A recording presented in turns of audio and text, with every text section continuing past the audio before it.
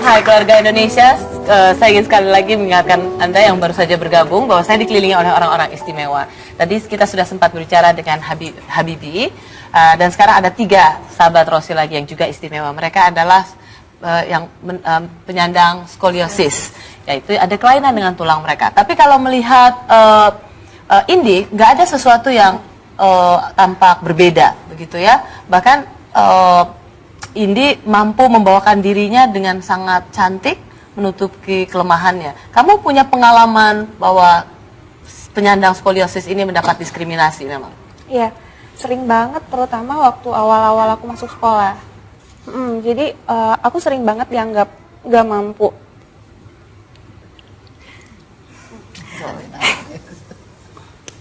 Terus?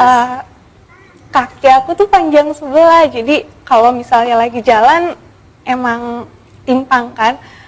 Aku selalu dibilang, kalau istilah Sundanya si letoy gitu kan. Terus setelah kamu akhirnya merasa sempat minder, merasa sempat terpukul, nggak pengen ketemu orang, nggak pengen sekolah?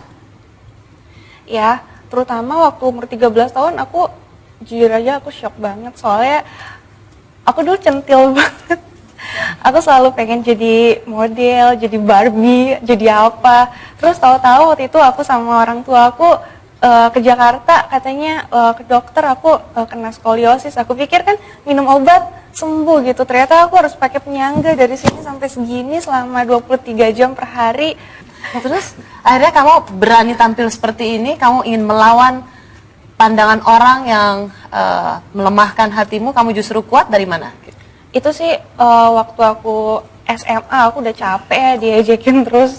Waktu SMA aku udah boleh lepas penyangga segala macam. Aku mulai berani ngomong sama guru aku kalau, Pak, Bu, aku tuh skoliosis, bukannya aku lemah atau nggak mau ikut pelajaran olahraga gitu. Aku bilang kayak gitu. Sampai waktu itu aku sama bapak aku inget banget bawa ronsennya itu ke sekolah. Aku tunjukin, nih aku tuh seperti ini gitu. Aku bilang, bukan hanya sekedar ini aku lemah apa gimana, manja-manja, bukan, tapi karena aku emang nggak bisa. Dan apa yang ingin kamu buktikan? Aku cuma mau bilang sama teman-teman semua gitu kalau apapun kelemahan kalian pasti punya potensi. Nah, Oke. Apapun kelemahan kita pasti punya potensi. Ya, Alin, pengalaman apa? Saya dengar kamu juga sering mendapatkan diskriminasi. Tidak dianggap mampu untuk melakukan satu pekerjaan begitu. Padahal kamu merasa bisa. Aku merasa kok ketika aku datang gitu, kayaknya ngelihatnya yang bisa apa sih gitu kan. Ya itu jadi cukup lama banget aku sampai hopeless ya, ini mau kerja apa gitu. Dan kira-kira ketika kamu merasa ada penolakan kerja, apa yang kamu rasakan? Kesel, bete, sedih gitu kan. Cuma ya udah mau diapain lagi. Dan ya udah terus aja cari terus juga buah dari kesabaran dan usaha itu pasti ada. Ya, kalau Pak Yosef juga merasa pernah mendapat pengalaman bahwa tidak diterima kerja karena kekurangan fisik, kelemahan fisik yang dimiliki. Ya memang kalau untuk kondisi saya memang saya selain skoliosis, saya juga menderita polio dari umur 2 tahun. Jadi ini ya dulunya saya merasa hopeless lah mungkin seperti yang dibilang ini, hanya saya tidak tahu ternyata orang masih bisa menerima. Oke, kita akan kembali lagi dan masih ada sahabat Rosi yang akan bersama kita sesaat lagi.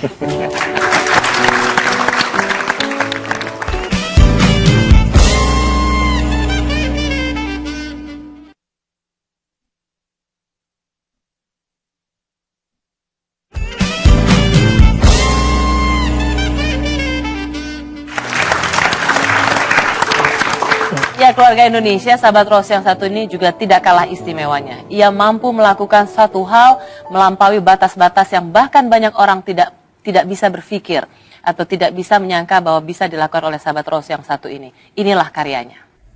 Limin Buntung. Profesinya entertainer atau penghibur. Limin lahir tanpa kaki dan hanya punya tangan kiri. Tapi keterbatasan fisik tak bisa menyembunyikan auranya sebagai pemimpin. Di depan, tolong bilangin ya. Ini udah nyampe, pulau panjang udah nyampe. dia suruh nunggu warung kacung ya. Soalnya Bang Maruf hari ini nggak apa kesana, dia motong nggak sempat. Dia paling dia nyampenya sore. Pokoknya dia bareng aja dah sini sama mobil. Dia nunggu di warung kacung gitu. Ya entah kalau dia ini ngambil balik ya, ayo begitu. Limin adalah aktor, sutradara, sekaligus pimpinan kelompok topeng Betawi. Jenis kesenian yang kian langka digeluti orang. Pertamanya ya memang nggak ada sambutan ketawa, enggak. Cuma sambutannya hibah aja, kasihan. Oh, orang begitu diajak-ajak panjang. Nah itu. Ya saya mendalami, ya lah begini. Saya bersabar. Sepanggung, 2 panggung, tetap saya begitu juga. Dikituin, dicemoin, diejek-ejek. Ya udah. Sampai setahun lamanya ya udah biasa-biasa aja. Dari awalnya sih itu, saya nggak menyesali. Apapun saya kerjain, tetap saya semangat hidup ini. Saya tetap semangat berjuang untuk melawan apapun yang saya hadapi buat cari pengalaman saya. Limin adalah kisah tentang pemimpin yang terlahir dengan cacat fisik. Meski ironisnya, ia bekerja menghibur dan membuat orang lain tertawa melihat keterbatasan yang ia miliki. Ya, keluarga Indonesia, inilah sahabat Rosi, Pak Limin, pendiri grup Topeng Betawi Sinar Jaya. Silakan Pak Limin. Yuk ke panggung. Di sini dong, kita duduk sama-sama. Yuk.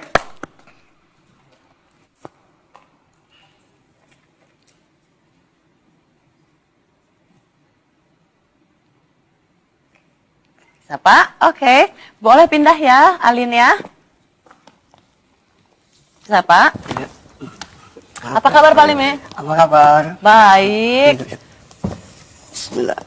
Oke, saya mau kasih tahu dulu pada Anda semua, kita harus tepuk tangan mengucapkan selamat pada pengantin baru. Karena masih bisa dibilang baru nggak? Hah? Masih bisa dibilang baru kagak? Ya terserah, udah kelewat sih.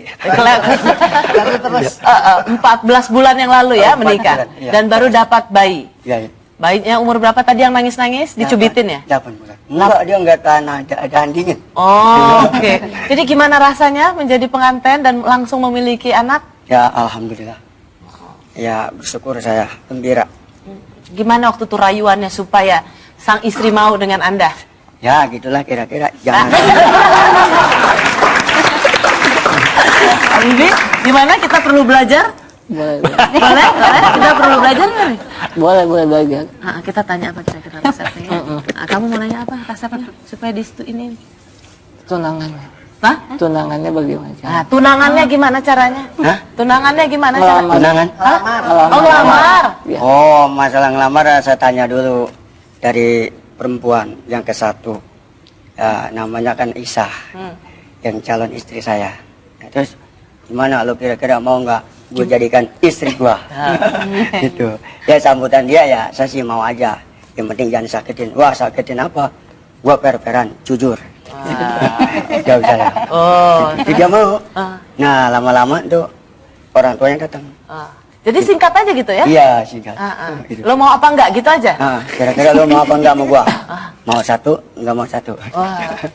Gitu cuma sesingkat itu ya, Bi? Hah? Simple ya? Bisa dicontoh ya, Bi ya? Nanti boleh. Boleh. Katanya di bukunya bilang nggak mau lagi. Apa? Katanya. Ya untuk nanti 7 tahun kemudian. Oh, 7 tahun. Jangan kelamaan nih. Ntar habis perempuan di dunia ini. Harus cepat ya. Oke, Pak Limin luar biasa. Hai Ibu, selamat ya sudah dapat bayinya. Tadi kita bicara gimana tuh rahasianya bisa mempersunting Ibu. Ya gimana ya, nah tadinya ketemu di rumah lagi main. Ya gimana kalau emang di rumahnya main aja tadinya kayak saudara lah gitu. Oke, saudara, jadi bukan kayak suami. Apa yang membuat Ibu jatuh cinta pada Pak Limin? Ya gimana? Karena ngeliat tangannya yang montok. Yang bikin jatuh cinta ya dari orangnya, ya dari Kejujurannya dong. Kejujurannya, kasih sayangnya. Pengen banget. Itu anaknya umur berapa? Jalan 8 bulan. Jalan 8 bulan ya. Siapa namanya? Lisna Lestari. Oke, luar biasa. Nanti pasti harus mewarisi bakat yang luar biasa dari sang ayah. Amin. Ya, kita boleh tepuk tangan dong untuk Pak Limin dan Mbak Isah. Pak, jadi bagaimana waktu itu mulanya? Apa kok bisa begitu semangat? Dari mana Bapak bisa dapat semangat juang seperti ini? Oh, dari itu. Karena saya maksudnya jadi nggak dirayu dari teman-teman, saya karena semangat sendiri, ingin bekerja kayak orang-orang, saya nggak mampu. Kalau orang-orang yang normal atau yang utuh bisa kerja macam apapun juga. Tapi kalau saya nggak bisa, cuma bisanya hanya itu aja. Saya gagal mau diinin orang, disepelein orang, dicemoohkan orang. Gak mau disepelekan orang, Iya, dicemooh orang. nggak mau.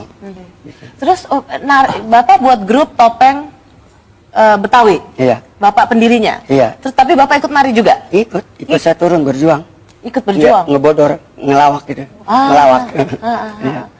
Jadi Bapak benar-benar punya tekad ya? Iya. Waktu itu ya. Dan orang-orang mau percaya bergabung dengan Bapak. Percaya. Apa yang Bapak katakan pada mereka? Ya karena gua hebat sama lu, karena lu udah berjuang.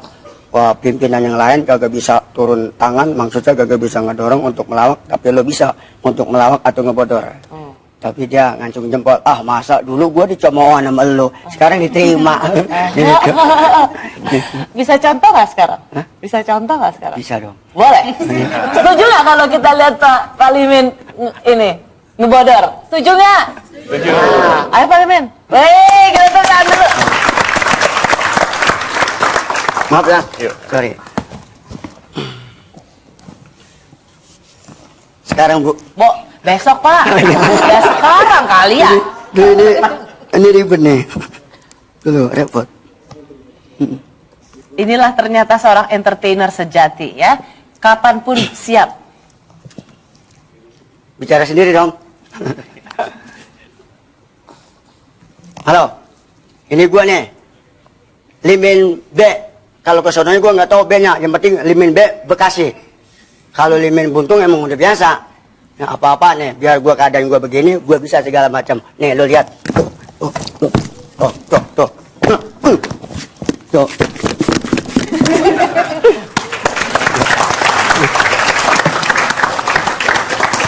Wah. Terima kasih Pak Limin, kami akan kembali sesaat lagi.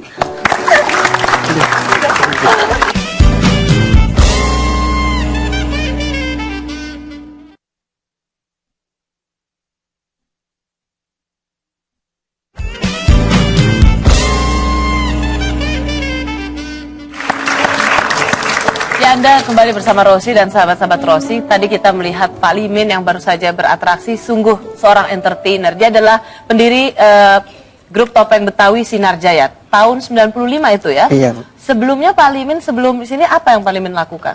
Saya dulunya waktu belum bekerja gini, saya dulu minta-minta di pasar. Setiap ini saya mau sedih, dirazia, dikantip. Saya bilang, Pak, saya mau kerja apa? Udah nih jangan bicara. Ini langsung aja saya diangkut di mobil gerobak, mobil truk itu Bu, gubrak ya udah dah, sama udah nasib gua beginilah. Itu gua dikata apa, ya udah. Jadi 3 tahun waktu itu sempat jadi minta-minta Ya, gitu, minta-minta. dan selalu kena kejaran transit. Iya. Waktu Bapak misalnya tampil gitu depan semua orang tertawa gitu. Sebenarnya apa yang Bapak harapkan dengan tampilan di grup topeng Betawi ini? Ya saya alhamdulillah berbahagia gembira karena saya dapat ditawakan, dapat bisa untuk bekerja. Tertawa. Dari tahun 95 udah hampir 20 tahun ya, Iya. Mendirikan grup topeng Betawi Sinar Jaya ini. Iya. Luar biasa. Kita boleh tepuk tangan ya buat Pak Limin ya. Dan memang kadang-kadang Pak Limin ini membuktikan bahwa tidak ada impian yang tidak mungkin. Bapak ingin sekali untuk bisa memiliki grup topeng Betawi dan Bapak bisa mewujudkannya. Seperti Indi merasa mimpinya hancur. Ada orang tua Indi di sini. Indi merasa bahwa mimpinya hancur karena dia menderita skoliosis. Karena ia menjadi model dan agensi menolak dia untuk tampil. Bagaimana Ibu mendorong semangat anak Ibu? Saya bilang, kamu pintar, banyak yang bisa dikerjakan yang lain. Selain jadi model, kebetulan anak saya senang menulis. Ya. Ini bukunya ya? Iya. Menjadi penulis, Waktu Aku Sama Mika.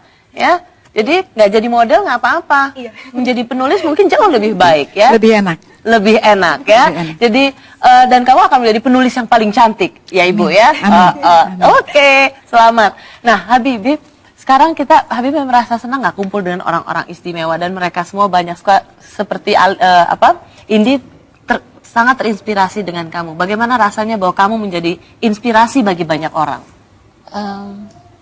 Rasanya pasti senang karena bisa bermanfaat bagi orang lain.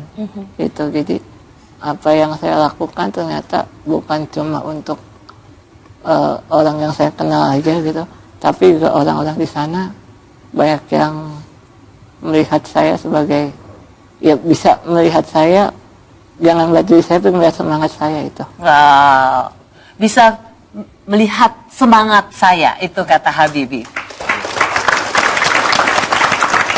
Untuk seorang yang berumur 22 tahun, bagaimana Habibie memandang kehidupan? Kehidupan itu Tuhan memberikan, Allah yang memberikan.